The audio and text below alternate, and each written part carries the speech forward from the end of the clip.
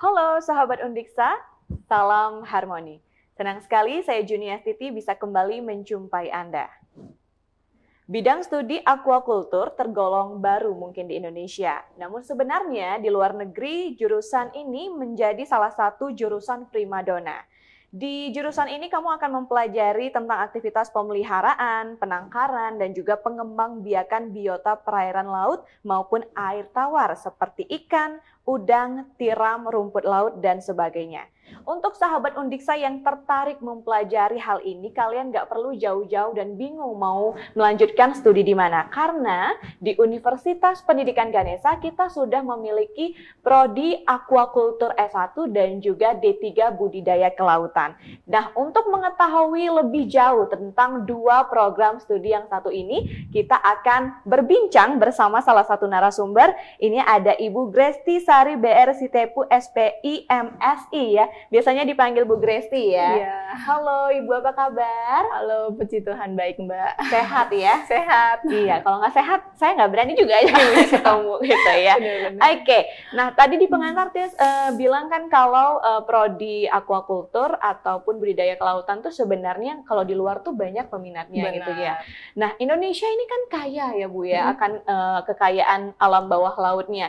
Tapi mungkin masih banyak yang belum tahu nih ternyata di Undiksa ada dua prodi ini gitu. Mungkin bisa dijelaskan atau diceritakan secara singkat seperti apa sebenarnya Prodi Aquaculture dan D3 Budidaya Kelautan. Oke, jadi memang kalau di bidang perikanan sendiri untuk di Universitas Pendidikan Ganesha itu ada dua prodi gitu. Yang pertama ada D3 Budidaya Kelautan, itu berdiri sekitar tahun 2008. Kemudian semakin berkembang dan akhirnya tahun 2017 kita membangun prodi S1 Aquaculture-nya gitu, Pak. Mbak. Iya, nggak apa-apa. Nah, kalau kita berbicara tentang dunia aquaculture, itu kita akan berbicara tentang budidaya perikanan gitu ya. Tapi jangan salah gitu, yang kita budidayakan tidak hanya ikan gitu, tapi krustasea, kemudian rajungan, terus bahkan tidak hanya hewan yang ada di biota perairan saja, tapi biota tumbuhannya juga kita pelajari seperti anggur laut, rumput laut gitu. Dan yang menariknya di dunia aquaculture yang ada di Universitas Pendidikan Ganesha ini adalah kita akan belajar tentang bagaimana budidaya yang ramah lingkungan. Karena selama ini orang beranggapan budidaya itu akan merusak lingkungan gitu. Tapi kita mengedukasi supaya kita membangun sistem budidaya yang ramah lingkungan. Selain itu, kita tidak hanya belajar terfokus di budidaya saja Mbak, tapi kita juga belajar bagaimana nih proses pengembangan dari hasil budidaya kita gitu. Oke, jadi nggak cuman terkait kayak teorinya aja ya secara garis besar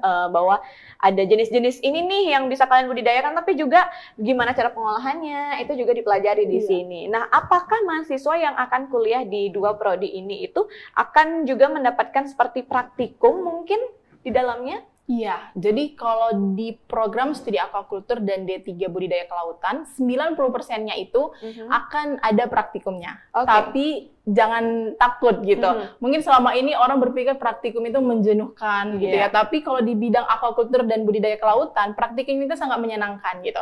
Karena kita praktikum tidak hanya di lab, tapi kita praktikum justru kita kirim mahasiswa ke balai-balai perikanan.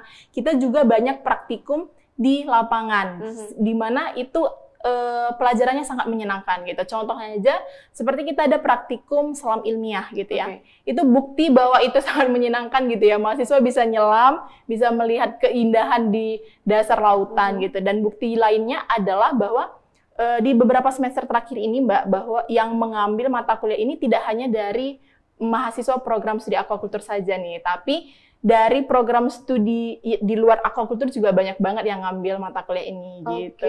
Iya, karena sangat menarik pastinya ya. Oke, dua kan prodinya aquaculture dan budidaya kelautan. Apa yang menjadi perbedaan nih dari kedua prodi ini? Mungkin ada nih sahabat Undiksa yang tertarik gitu ya, pengen emang apa bedanya? Apakah cuma beda karena aquaculture S1-nya, budidaya kelautannya D3, apakah hanya hal itu aja atau gimana? Oke, jadi yang perbedaan dasarnya pasti yang pertama D3 itu ya vokasi gitu ya, yang S1 itu akademisi gitu. Kalau kita berbicara tentang vokasi itu pasti dia lebih banyak ke praktik gitu ya. Itu memang lebih mendukung yang mahasiswa ingin sedikit waktu untuk menghabiskan waktu gitu ya, maksud saya untuk berkuliah tapi langsung ingin menjadi teknisi ahli di bidang perikanan gitu. Sedangkan di bidang S1 aquaculture ini sendiri dia akan belajar secara teoritis lebih banyak gitu. Tapi bukan berarti karena dia teori lebih banyak praktikumnya jadi diabaikan, tidak gitu. Jadi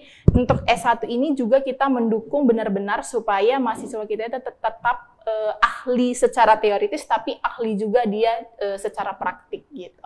Oke, jadi itu ya perbedaan dari kedua prodi yang satu ini. Oke, nah lalu untuk fasilitas yang didapatkan oleh mahasiswa yang berkuliah di prodi aquaculture maupun D3 budidaya kelautan itu seperti apa? Apakah sama juga seperti mahasiswa di jurusan atau prodi-prodi lainnya yang ada di Undiksa atau gimana?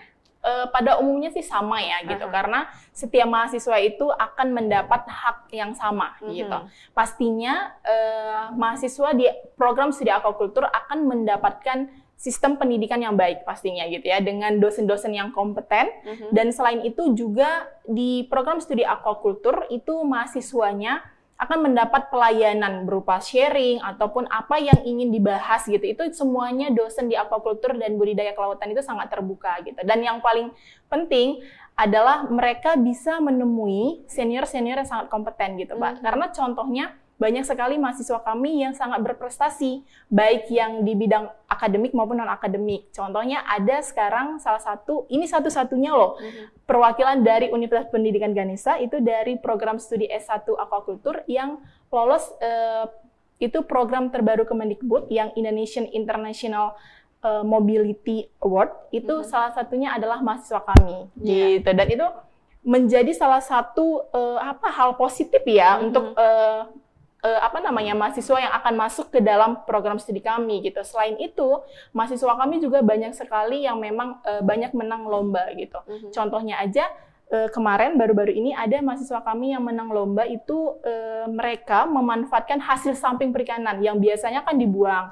Biasanya hanya mengotori lingkungan, tapi mereka mengolahnya menjadi suatu produk added value sehingga produk tersebut bisa dikonsumsi dan produk tersebut sangat ekonomis dan juga sangat-sangat bergizi gitu. Oke, luar biasa ya ternyata prestasi yang didapatkan oleh mahasiswa ini. Oke, menyinggung tadi sedikit soal ada dosen yang kompeten gitu. Berarti kebutuhan dosen yang akan mengajar di dua prodi ini berarti sudah mencukupi ya untuk mahasiswa? Iya, sudah sangat mencukupi karena memang yang pertama kita memang di dua prodi ini kita tuh belajarnya itu dari hulu ke hilir gitu ya. Kita belajar dari awal budidaya, kita belajar secara praktik juga, kita juga belajar bagaimana pengembangan budidaya.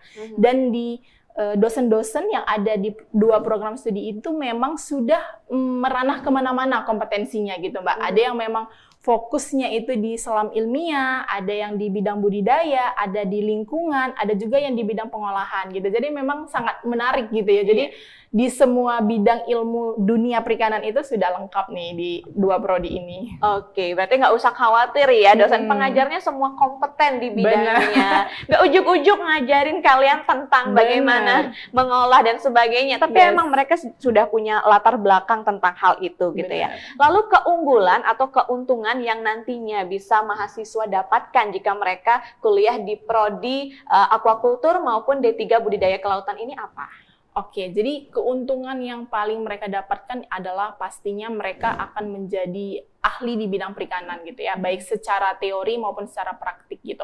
Dan memang yang menjadi keuntungan lagi bagi mahasiswa kami itu adalah kami itu sering mengirim mahasiswa ke balai-balai perikanan yang memang notabene di daerah Buleleng ini sendiri, Mbak, itu adalah salah satu riset terbesar di bidang perikanan gitu, dan kita mengirim mahasiswa kita ke balai-balai tersebut dan itu pastinya sangat mendukung keahlian dari mahasiswa kita gitu. Dan memang masih banyak lagi gitu ya keuntungannya gitu, selain tadi yang sudah saya paparkan, memiliki dosen yang kompeten, memiliki senior yang kompeten juga. Selain itu juga yang menariknya di kedua program studi ini bahwa setiap dosen maupun mahasiswanya itu sangat NKRI, dalam artian kita memiliki mahasiswa itu dari barat sampai timur Indonesia gitu.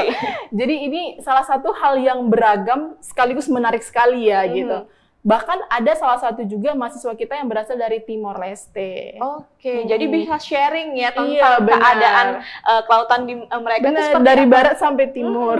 Oke, bagus, keren banget itu ya.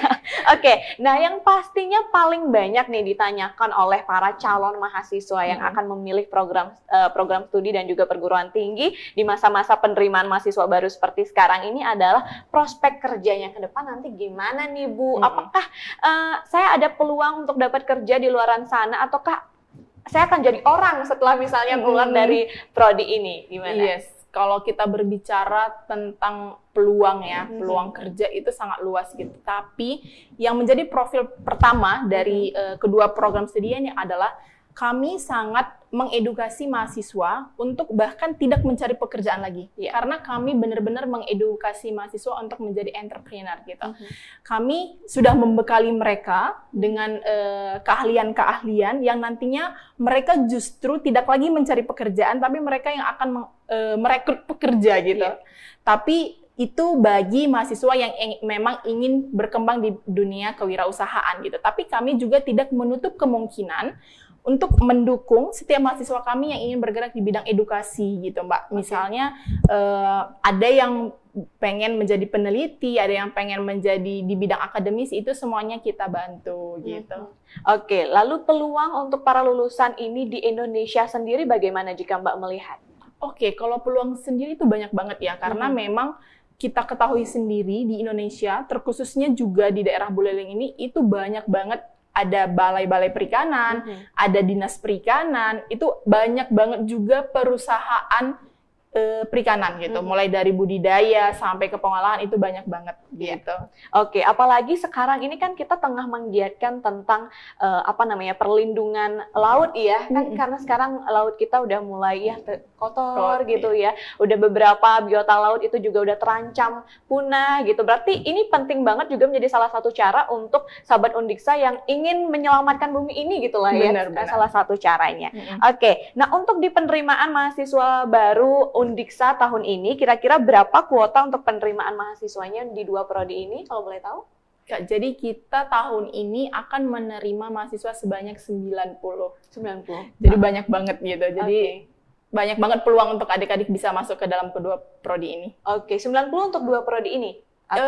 Tidak, 90 untuk program studi S1 Aquacultur dan 40 untuk program studi D3 Budidaya Kelautan. Oke, nah untuk mahasiswa yang ingin berkuliah atau melanjutkan di prodi ini, apakah ada peluang mereka juga mendapatkan beasiswa nantinya? Oh, sangat banyak peluangnya Mbak gitu, karena memang kita melihat mahasiswa kita yang sudah berkecimpung di kedua program studi ini, kebanyakan memang mereka banyak yang dapat program beasiswa.